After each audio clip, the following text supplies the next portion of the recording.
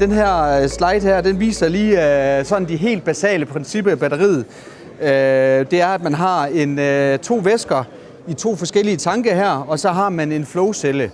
Og det, der er den helt store forskel i forhold til almindelige batterier, det er, at i almindelige batterier, der oplader man de her strømmen i fast form.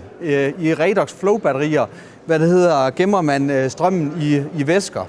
Når man oplader batteriet, så bliver væsken pumpet ind her, og så sætter man en strøm rundt om her, og så når det kommer ud af den her flowcelle her, så er væsken opladet. Og når man så skal aflade det igen, vil have strøm ud af batteriet, så er det så set den modsatte proces. Altså man pumper stadigvæk væsken ind i stakken her, og så får man strøm ud.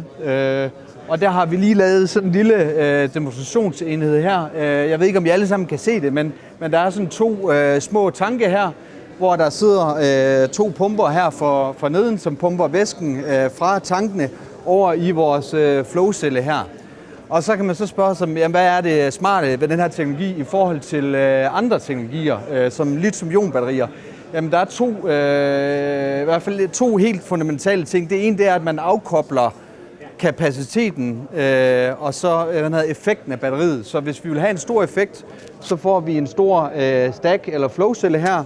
Hvis vi vil have en stor kapacitet, så får vi nogle ret store tanke. Så det vil sige, at man kan skalere de her to ting uafhængigt af hinanden. Den anden kæmpe store fordel, det er, at den væske, man har på de her begge sider her, det er den samme væske. Og det betyder, at hvis og det sker der i alle batterier, at der sker en eller anden form for crossover her, så bliver batteriet ikke ødelagt af det. Det betyder bare, at man mister en lille smule kapacitet, eller det selvaflader lidt over tid. Men det er ikke noget problem. I andre batterier, altså faste batterier, der har man sådan en diffusion af ting hen over cellen her, og det betyder, at de bliver ødelagt over tid.